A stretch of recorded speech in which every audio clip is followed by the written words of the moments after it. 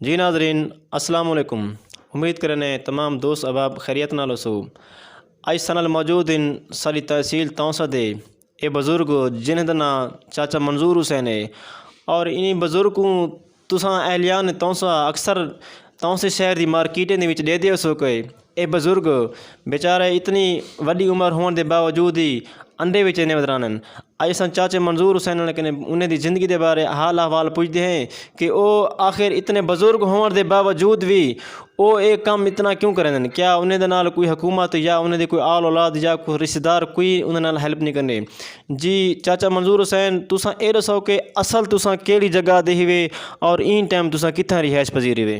असां डौणे शरीफ दे उत्थां रहंदे हैं जरा कि इत्थां तौसे हुण मैं अंडे का इहो काम करें ना। अच्छा सी अंडे का काम करके ने 2-4 दर्जन मैं बेच के अपना टुकुर खाना कई वेले मकसद विक देन तो कई वेले नहीं विकते। ठीक है।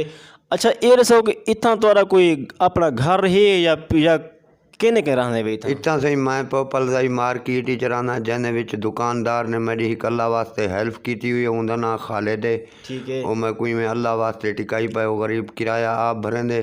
अच्छा मकसद है कि वो मेरी कोई इमदाद ही कर देंगे जिमें मैं अंडे उबाल गिन भाई जो कर गिन वन अच्छा अच्छा अच्छा तुसां इतने बुजुर्ग वे ये ऐसा दे दें कि थोड़ी नज़र का क्या मसला है कि थोड़ी दीद कमज़ोर है या वैसे ही तुसां ना नज़र मेरी सही पैदाइशी में कमज़ोर है बिल्कुल मैं मसें टुर सकदा बस जिमें मार्केट खुले रस्ते ठीक है। मसें टुर सकदा अगर मैं कितने रोड पार किते तो अज नबी को आदा मैं को रोड पार कर देंगे। अच्छा अच्छा अच्छा अच्छा तो चाचा ये दसो कि जड़े हुकूमत हुण गरीब लोगों को या आखूँ चा बेनज़ीर इनकम सपोर्ट फंड वाला या एहसास प्रोग्राम दे जो वज़ीर आज़म देना पिया गरीब लोगों को क्या तो उनके विच कशे मिली है। कोई ना सी साकू कशे नहीं मिली उन्हें। अच्छा बिल्कुल सारा शनाख्ती कार्ड दे चेक कर सकते हैं जीरो है। ठीक है। तुसां हुकूमत कने और ख़ास तौर पर जड़े वज़ीर आला पंजाब सरदार उस्मान बुज़दार साहब सारे इलाके दा फ़ख्र इन जड़े कि काफ़ी लोग दी हेल्प भी करेंदे पैन तुसां CM साहब कने वज़ीर आला पंजाब साहब कने क्या अपील करे सो कि तुम्हारे वास्ते क्या थोड़ी इमदाद करन। सारी इमदाद जा करन साकू सही कोई घर देवन चा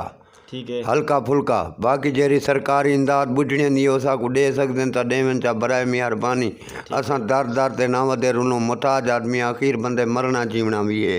बिल्कुल बिल्कुल जी नाज़रीन ये तो तुसां सुनदे पे वे चाचा यकूब दी कहानी उन्हें दी अपनी ज़ुबानी मैं अपनी वीडियो दे विच उन्हें दा शनाख्ती कार्ड नंबर उन्हें दा मोबाइल राबता नंबर ही मैं उन्हें दी वीडियो दे विच दसा देसां बाकायदा तौर पर लिख देसां कि तुसां लोग बाकायदा चाचा मंजूर हुसैन को तौसे शहर दे विच आकर खुद भी मिल सकते वे।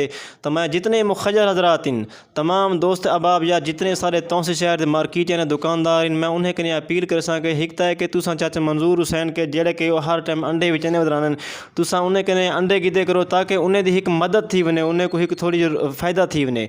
तो उनके अलावा मैं जितने मुखजर हजरात हुए तुसां तमाम दोस्त अहबाब के मैं अपील करना कि तुसां जितना भी थी सकते हसबे तौफीक चाचे मंजूर हुसैन दी हेल्प करो खुद आके आओ यही टाइम तौसे शहर ख्वाजा ताउल वाली मार्केट नाल एक पोपल जाई मार्केट उत्थां रिहाइश पजीर होंगे और सारा दीवार तो तौसे शहर के बाजारें मिल सन।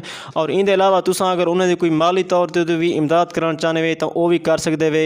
तो मैं तमाम दोस्तों को अपील कर सा कि चाचा मंजूर हुसैन की तुसां आवाज़ बनो उन्हें दी वीडियो को ज़्यादा से ज़्यादा शेयर करो ताकि उन्हें दी ये वीडियो सरदार उस्मान बुज़दार साहब तक पहुँचे और वो उन्हें दी सरकारी तौर पर उन्हें दी इमदाद करें। वसलाम शुक्रिया।